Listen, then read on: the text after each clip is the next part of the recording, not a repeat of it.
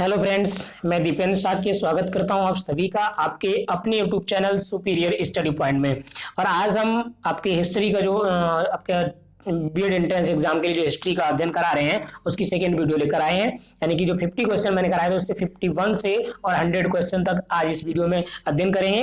और मेरे बहुत से क्वेश्चन ऐसे होंगे जिनके बारे में बहुत कुछ बताना है और आप लोग कॉपी और पेन को लेकर बैठे जिससे कि आपको अच्छी तरह से समझ सके, उनको नोट करते जाएं। ठीक है, जो भी चीज नोट करने वाली है उसे नोट जरूर करें। ठीक है, और अच्छी तरह अध्ययन करें। बहुत से क्वेश्चन आपको इसमें से जो मैं करा रहा हूँ बहुत से क्वेश्चन आपको सेम टू सेम वैसे ही मिलेंगे आपको बीएड एंट्रेंस एग्जाम में। ठीक है, तो चलिए आज शुरू करते हैं आज का वीडियो। ठीक है, तो फर्स्ट क्वेश्चन जो यानी कि 51 क्वेश्चन यानी सेकंड फर्स्ट वीडियो में 50 क्वेश्चन मैंने करा दिए थे और जो 51 क्वेश्चन है वो है आपका चित्तौड़ के प्रसिद्ध कीर्ति स्तंभ का निर्माण किसने कराया था। चित्तौड़ के प्रसिद्ध कीर्ति स्तंभ का निर्माण किसने कराया था। तो यहाँ पर चार विकल्प दे रखे हैं। यूपी 2008 में ये आया हुआ क्वेश्चन है और इसमें चार विकल्प है। महाराणा प्रताप सिंह, महाराणा कुंभा और राणा उदय सिंह और जय सिंह, चार विकल्प है। देखिए इनमें सही आंसर कौन सा है, तो सही आंसर है आपका विकल्प डी यानी महाराणा कुंभा। महाराणा कुंभा ने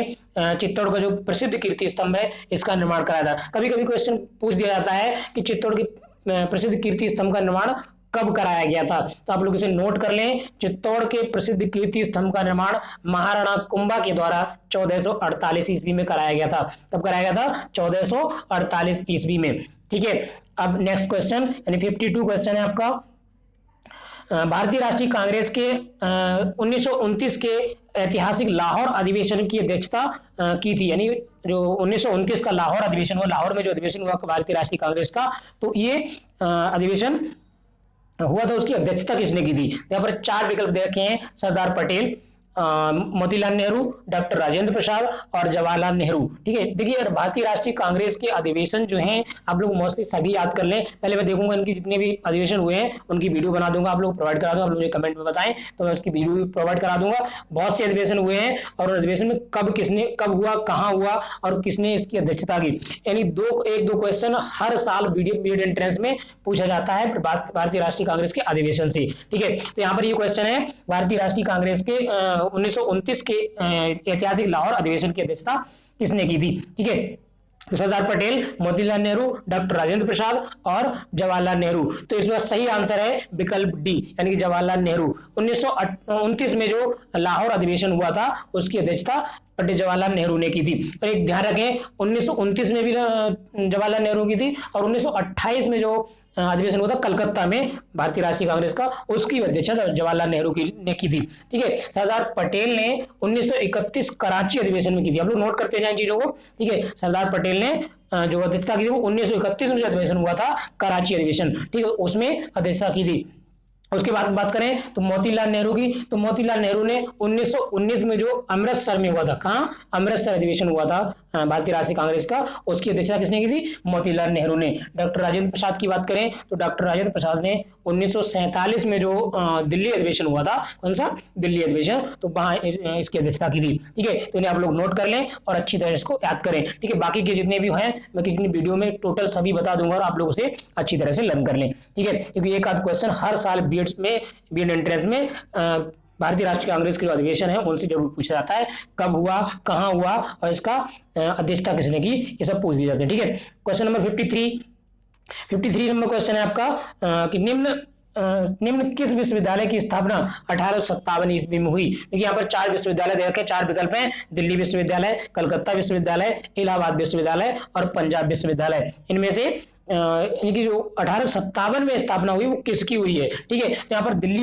विश्वविद्यालय, कलकत्ता विश्वविद्यालय, इलाहाबाद विश्वविद्यालय और पंजाब विश्वविद्यालय। तो इसका सही विकल्प है बी विकल्प यानी कलकत्ता विश्वविद्यालय की जो स्थापना है वो 1857 में हुई थी। कब हुई थी, 1857 में। ठीक है, दिल्ली विश्वविद्यालय की बात करें, दिल्ली विश्वविद्यालय की स्थापना जो है वो 1987 में हुई थी। कब हुई थी, 1987 में। इसके बाद बात करें इलाहाबाद विश्वविद्यालय की, तो इलाहाबाद विश्वविद्यालय की जो स्थापना हुई है वो 1887 में हुई है। कब हुई है, 1887 में। ठीक है, उसके बाद पंजाब विश्वविद्यालय की बात करें तो पंजाब विश्वविद्यालय की स्थापना 1882 में हुई। कहने का मतलब इसका जो सही विकल्प है वो बी यानी कि कलकत्ता विश्वविद्यालय। तो कलकत्ता विश्वविद्यालय की जो स्थापना है वो कब हुई थी, 1857 ईस्वी में। ठीक है, नेक्स्ट 54 क्वेश्चन है आपका, इंडिया विंस फ्रीडम आत्मकथा है, यानी इंडिया विंस फ्रीडम जो है वो किसकी आत्मकथा है, ठीक है, एक आत्मकथा है और किसकी आत्मकथा है। यहाँ पे चार विकल्प हैं, अबुल कलाम आजाद की, जाकिर हुसैन की, सैयद अहमद खान की, F.A.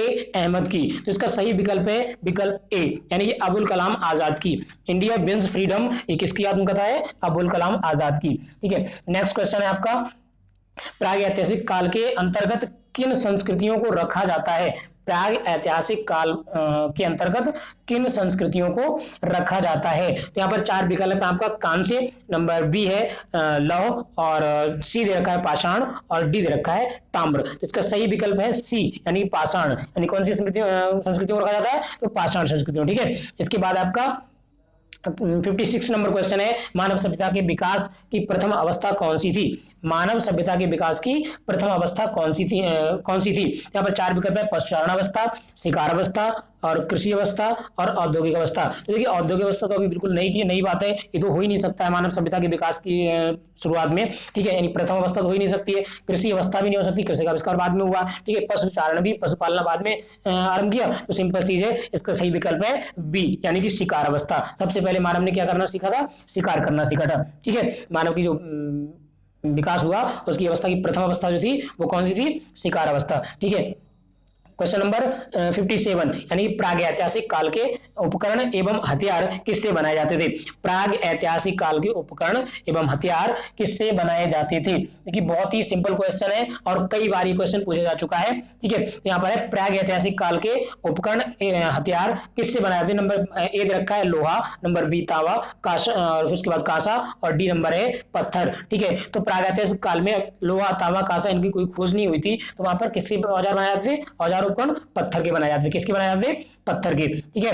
58 नंबर क्वेश्चन है, प्राचीन मानव ने सर्वप्रथम किस पशु को पालतू बनाया था, प्राचीन मानव ने सर्वप्रथम किस पशु को पालतू बनाया था। तो सिंपल सी देखो, बैल, कुत्ता, और सिंह, और घोड़ा, ठीक है। चार विकल्प देखें, लेकिन ये तो क्वेश्चन सबको पता होगा, और नहीं पता तो अच्छी तरह से याद कर लें। प्राचीन मानव ने सबसे पहले कुत्ता को पालतू पशु बनाया था, क्या बनाया था, कुत्ता को, ठीक है। नेक्स्ट क्वेश्चन है आपका 59, मानव ने आग का प्रयोग सर्वप्रथम किस युग में किया था, आग का प्रयोग सर्वप्रथम किस युग में किया था। तो यहाँ पर ये चार विकल्प है, नव पाषाण युग, ताम्र पाषाण युग, और मध्य पाषाण युग, और धातु युग। देखिए सिंपल चीज है, कभी कभी केवल पाषाण युग दे दिया था तो पाषाण युग, और अलग अलग युग दे दिए तो केवल पाषाण अगर युग आ रहा है तो पाषाण युग में हुआ है, लेकिन यहाँ पर पाषाण युग के तीन पार्ट दे रखे हैं, यानी नव पाषाण, ताम्र पाषाण, और मध्य पाषाण। तो देखिए आग की जो खोज हुई, आग का प्रयोग किया गया वो नव पाषाण युग में किया गया, तब किया गया नव पाषाण युग में, ठीक है। इसके बाद क्वेश्चन नंबर 60 क्या है आपका, 60 नंबर क्वेश्चन है, मानव ने कृषि कार्य किस युग से आरंभ किया था, कृषि कार्य का आरंभ किस युग में किया था, ठीक है। तो यहाँ पर भी चार विकल्प हैं, पुरापाषाण युग, मध्य पाषाण युग, और नव पाषाण युग, उसके बाद धातु युग, ठीक है। वही विकल्प है जो पिछले क्वेश्चन में थे, सेम टू सेम, ठीक है। तो यहाँ पर सही जो है वो नव पाषाण युग, यानी कि जो मानव ने कृषि कार्य आरंभ किया था वो नव पाषाण युग में किया था, ठीक है। यहाँ पर देखो आग का पूछा गया था, आग का आविष्कार कब किया, आग के जो प्रयोग कब किया था वो भी नव पाषाण में किया था, और कृषि कार्य का किस युग में किया तो वो भी नव पाषाण युग में किया गया, ठीक है। क्वेश्चन नंबर 61, ठीक है। क्वेश्चन नंबर 61 है आपका, मानव द्वारा सर्वप्रथम किस धातु का प्रयोग किया गया, मानव द्वारा सर्वप्रथम किस धातु का प्रयोग किया गया। तो यहाँ पर चार विकल्प है, कांसा, तांबा, लोहा, और चांदी, ठीक है। तो इनमें से सही विकल्प है बी, यानी सबसे पहले तांबा का प्रयोग किया मानव ने, किसका प्रयोग किया, तांबा का, ठीक है। इसके बाद क्वेश्चन नंबर 62 में है, मानव ने सर्वप्रथम किस फसल का उपयोग किया, मानव ने सर्वप्रथम किस फसल का उपयोग किया, ठीक है। तो यहाँ पर नंबर ए विकल्प है जौ, बी है चावल, और सी गेहूं, और डी कपास, ठीक है। तो इसका जो सही विकल्प है वो ए, यानी कि जौ, ठीक है। मानव ने सबसे पहले किस फसल का उपयोग किया था, तो जौ का प्रयोग किया था, किसका, जौ, ठीक है। इसके बाद क्वेश्चन नंबर 63 है, नव पाषाण युग में चावल की खेती का प्राचीनतम साक्ष्य कहां से मिला है, चावल की खेती का प्राचीनतम साक्ष्य कहां से मिला है, ठीक है। तो यहाँ पर मेहरगढ़, कोल्डी हवा, ब्रजहोम, और दायमाबाद, यानी कि चार विकल्प दिए गए, लेकिन जो सही विकल्प है वो बी, यानी कि कोल्डी हवा। चावल के साक्ष्य जो नव पाषाण में मिले चावल की खेती के, वो कहां से मिले, कोल्डी हवा से मिले, कहां से, कोल्डी हवा से, ठीक है। इसके बाद क्वेश्चन नंबर 64 को नंबर क्वेश्चन है, सिंधु घाटी सभ्यता किस काल की सभ्यता मानी जाती है। ठीक है, सिंधु घाटी सभ्यता किस काल की सभ्यता मानी जाती है। तो यहाँ पर 4 विकल्प दिए हैं। नंबर ए पुरा पाषाण काल, उसके बाद लौह काल, फिर कांस्य काल और महापाषाण काल। तो जो इसका सही विकल्प है वो सी, यानी कि जो सिंधु घाटी सभ्यता है वो कांस्य काल की सभ्यता मानी जाती है। किसकी? कांस्य काल की। ठीक है, इसके बाद क्वेश्चन नंबर 65 में दे रखा है, हड़प्पा की खुदाई सर्वप्रथम कब हुई। हड़प्पा की खुदाई सर्वप्रथम कब हुई। 4 विकल्प दिए गए हैं, 1930 ईस्वी में, 1925 ईस्वी में, 1922 ईस्वी में और 1921 ईस्वी में। तो यहाँ पर सही विकल्प जो है वो डी, यानी कि 1921 ईस्वी में। और ये नोट कर लें आप लोग, कभी कभी क्वेश्चन पूछा था हड़प्पा की खुदाई किस इतिहासकार ने की थी, किसने की थी। ठीक है, तो हड़प्पा की खुदाई 1921 में दयाराम साहनी के द्वारा कराई गई। किसके द्वारा?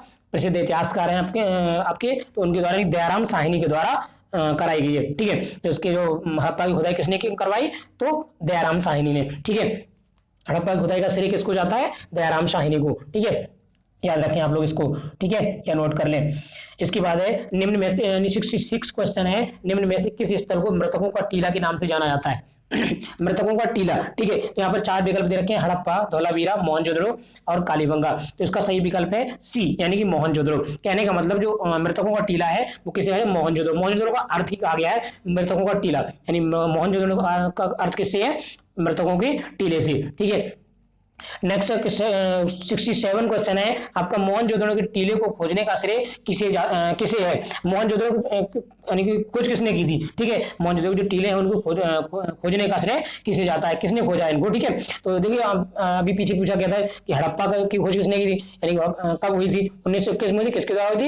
यानी कि दयाराम साहनी के द्वारा। लेकिन यहाँ पर पूछा कि मोहनजोदड़ो के टीले को खोजने का श्रेय किसे जाता है, तो यहाँ पर राखलदास बनर्जी, इसके बाद दयाराम साहनी, जॉन मार्शल और माधव स्वरूप। तो मोहनजोदड़ो के टीले को जो खोजे थे वो किसने खोजे थे? वो राखलदास बनर्जी ने खोजे थे, यानी कि विकल्प ए सही है। विकल्प ए सही है। और कभी क्वेश्चन पूछा था, यानी कि जो राखलदास बनर्जी ने मोहनजोदड़ो के टीलों की खोज कब की थी। ठीक है, तो इसके जो सही आंसर जो इसके लिए लिखेंगे तो आप लोग नोट कर ले, 1922 में की थी। कब की थी? 1922 में। यानी हड़प्पा की खोज जो हुई थी वो 1921 में दयाराम साहनी के द्वारा हुई, और मोहनजोदड़ो की जो खोज हुई है वो राखलदास बनर्जी द्वारा 1922 में हुई है। केवल 1 साल का अंतर है। ठीक है, इसके बाद देखते हैं नेक्स्ट क्वेश्चन 68 नंबर क्वेश्चन है, हड़प्पा सभ्यता में विशाल स्नानागार का साक्ष्य कहां से प्राप्त हुआ। हड़प्पा सभ्यता में विशाल स्नानागार का साक्ष्य कहां से प्राप्त हुआ। तो यहाँ पर देखिए नंबर ए हड़प्पा दे रखा है, बी मोहनजोदड़ो, सी लोथल और डी धौलावीरा। ठीक है, 4 विकल्प दे रखे हैं। कहने का मतलब यानी कि जो हड़प्पा में विशाल स्नानागार मिले हैं, जो नहाने के जो स्नानागार मिले हैं वो कहां से मिले हैं? तो मोहनजोदड़ो से मिले। कहां से मिले?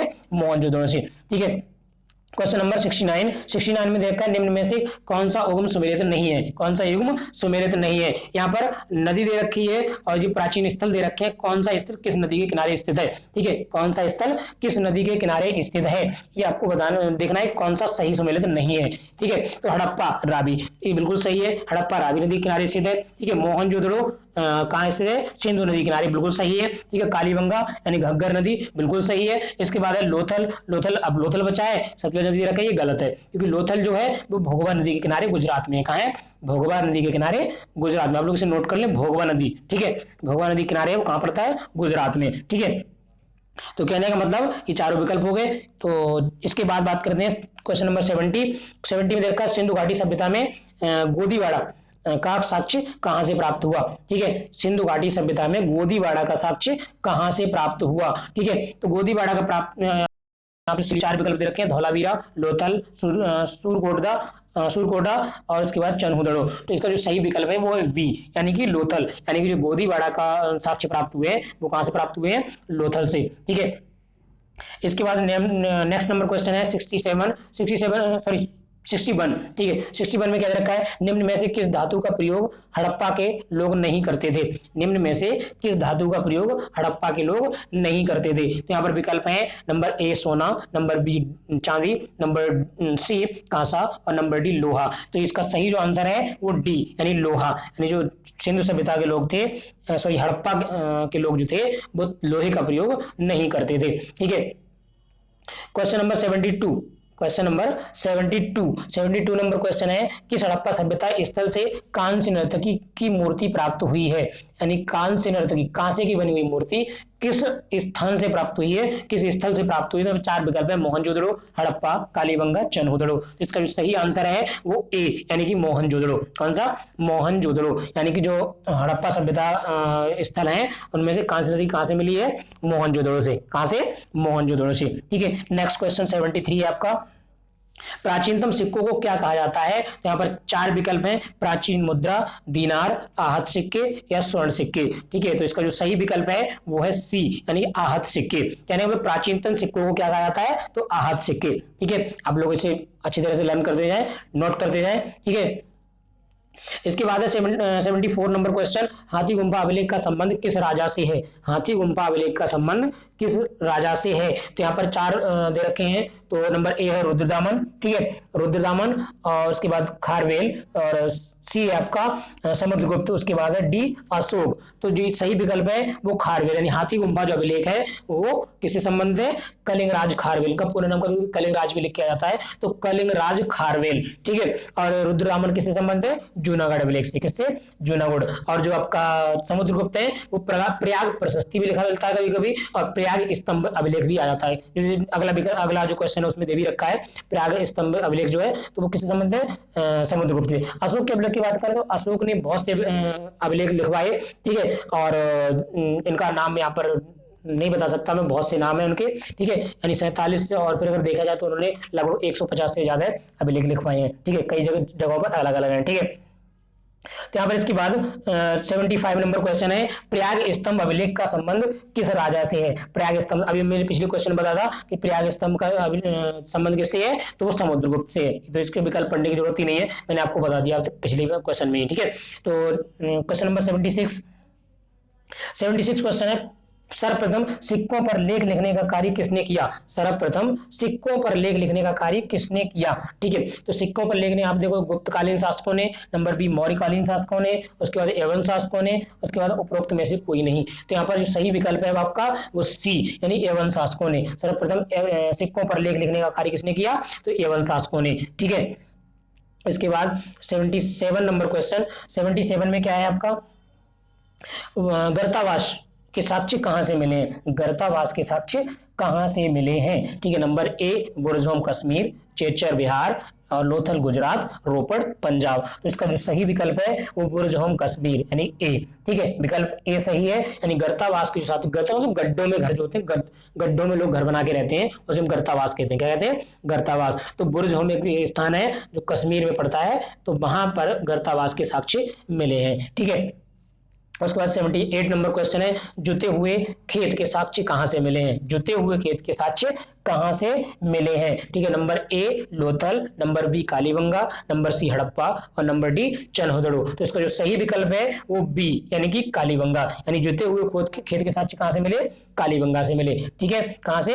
कालीबंगा से। इसके बाद बात करते हैं 79 नंबर क्वेश्चन की। 79 नंबर क्वेश्चन है, जिस काल का कोई लिखित विवरण प्राप्त नहीं होता है उसे क्या कहते हैं? जिस काल का कोई लिखित साक्ष्य प्राप्त नहीं होता है उसे क्या कहते हैं? विवरण प्राप्त नहीं होता है उसे क्या कहते हैं? तो देखो नवपाषाण काल लिखित साक्ष्य मिलता है। ठीक है, उसके बाद भी है पुरापाषाण काल, तो पुरापाषाण काल का भी लिखित साक्ष्य मिलता है। इसके बाद वैदिक काल, तो वैदिक काल का भी लिखित साक्ष्य मिलता है। लेकिन बस एक ही विकल्प बचा आपका, नंबर डी, यानी प्राग ऐतिहासिक काल। यानी प्राग ऐतिहासिक काल का मतलब जो हमारा इतिहास, जो जहां तक हम लोग जिसकी जानकारी मिली हम लोगों को, उससे पीछे का जो काल है उसे हम प्राग ऐतिहासिक काल कहते हैं। तो इसी काल का कोई लिखित विवरण प्राप्त नहीं होता है। ठीक है, तो विकल्प इसमें डी सही है।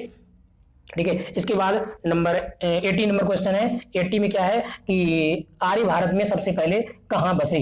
आर्य भारत में सबसे पहले कहां बसे? नंबर ए विकल्प है सप्त सिंधु प्रदेश, नंबर बी है गंगा यमुना दोआब। ठीक है, उसके बाद नंबर सी है घग्गर, हकरा, पाट, उसके बाद उपरोक्त सभी जगहों पर। ठीक है, तो आर्य भारत में सबसे पहले कहां बसे थे? तो विकल्प ए सही है, यानी कि सप्त सिंधु प्रदेश में। कहां बसे थे? सप्त सिंधु प्रदेश में। ठीक है, इसके बाद question number 81, question number 81 question है आपका, ऋग्वैदिक काल का सर्वाधिक महत्वपूर्ण देवता कौन था? ऋग्वैदिक काल का सर्वाधिक महत्वपूर्ण देवता कौन था? तो यहाँ पर चार विकल्प है, अग्नि, विष्णु, इंद्र और वरुण। ठीक है, तो ध्यान रखें, ऋग्वैदिक काल का जो सबसे महत्वपूर्ण देवता था वो इंद्र था। कौन था? इंद्र। ठीक है, इसके बाद 82 नंबर क्वेश्चन है, ऋग्वेद में उल्लेखित नदियों में सर्वाधिक पवित्र नदी कौन सी थी? ऋग्वेद में उल्लेखित नदियां जो हैं उनमें सबसे पवित्र नदी कौन सी मानी गई है? तो इसमें विकल्प दे रखे हैं, number A Ganga, number B Saraswati, और सी यमुना, और डी सिंधु। तो इसका जो सही विकल्प है वो बी यानी सरस्वती। ऋग्वेद में सबसे ज्यादा पवित्र नदी मानी गई है वो सरस्वती है। ठीक है, इसके बाद बात करें तो 83 नंबर क्वेश्चन, 83 में है, ऋग्वैदिक आर्य किसकी पूजा करते थे? ऋग्वैदिक आर्य जो थे वो किसकी पूजा करते थे? नंबर ए गाय की, नंबर बी वृक्ष की, नंबर सी माता की, और नंबर डी प्रकृति की। तो इसका जो सही विकल्प है वो डी यानी कि प्रकृति की। ऋग्वैदिक जो आर्य थे वो प्रकृति की पूजा करते थे। किसकी पूजा करते थे? प्रकृति की। ठीक है, 84 नंबर क्वेश्चन देखते हैं। तो 84 नंबर क्वेश्चन में क्या है, ऋग्वेद के 10वें मंडल में निम्न में से किसका उल्लेख पहली बार मिलता है? ठीक है, ऋग्वेद के 10वें मंडल में किसका उल्लेख पहली बार मिलता है? तो चार विकल्प दिए, पुरोहित, शूद्र, सेनानी और सोमरस। तो इसका जो सही विकल्प है वो बी यानी शूद्र, यानी 10वें मंडल में शूद्र शब्द का वर्णन किया गया है। ठीक है, इसका उल्लेख पहली बार देखने को मिला है। ठीक है, इसके बाद 85 नंबर क्वेश्चन, गायत्री मंत्र का उल्लेख किस वेद में है? गायत्री मंत्र का उल्लेख किस वेद में है? यजुर्वेद, अथर्ववेद, ऋग्वेद और सामवेद। तो इसका सही विकल्प है सी यानी कि ऋग्वेद में। गायत्री मंत्र को ऋग्वेद में उल्लेख किया गया है। ठीक है, उसके बाद क्वेश्चन नंबर 68, क्वेश्चन नंबर 68 नहीं 86, मैं उल्टा बोल रहा हूँ। ठीक है, कहने वाले 86 नंबर क्वेश्चन है आपका, ऋग्वैदिक आर्यों की भाषा क्या थी? ऋग्वैदिक आर्यों की भाषा क्या थी? Number A Dravid, number B Sanskrit, number C Pali और नंबर डी प्राकृत। इसके सही विकल्प है वो बी यानी कि संस्कृत। ऋग्वैदिक आर्यों की जो भाषा थी वो संस्कृत थी। क्या थी? संस्कृत। इसके बाद 87 नंबर क्वेश्चन देखते हैं। तो 87 में देखा, निम्नलिखित में से प्राचीनतम वेद कौन सा है? निम्नलिखित में से प्राचीनतम वेद कौन सा है?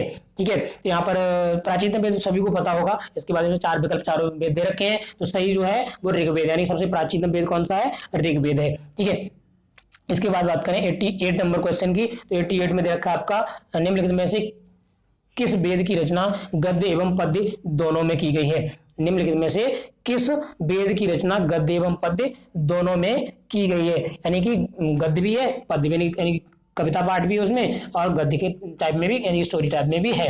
ठीक है, तो वो है आपका विकल्प सी यानी यजुर्वेद। कौन सा है? यजुर्वेद। ठीक है, इसके बाद क्वेश्चन नंबर 89। ठीक है, 89 की बात करें तो ऋग्वेद काल में विनिमय के माध्यम में किसका प्रयोग किया जाता है? विनिमय के माध्यम में देखिए यहाँ पर भूमि दिया गया, मुद्रा दिया, दास दिया और गाय दिया गया। ठीक है, तो सही विकल्प है वो गाय है। क्या है? गाय यानी विनिमय के रूप में गाय का प्रयोग किया जाता है। किसका? गाय का। ठीक है, इसके बाद 90 नंबर क्वेश्चन देखते हैं। ऋग्वैदिक काल की सबसे प्राचीन राजनीतिक संस्था कौन सी थी? ऋग्वैदिक काल की सबसे प्राचीन राजनीतिक संस्था कौन सी थी? ठीक है, तो इसका जो सही आंसर है, यानी पहले तो इसमें विकल्प देखे, सभा दिया है, समिति दिया है, विद दिया है और विदत दिया है और परिषद दिया है। तो सही विकल्प है वो ए यानी कि सभा।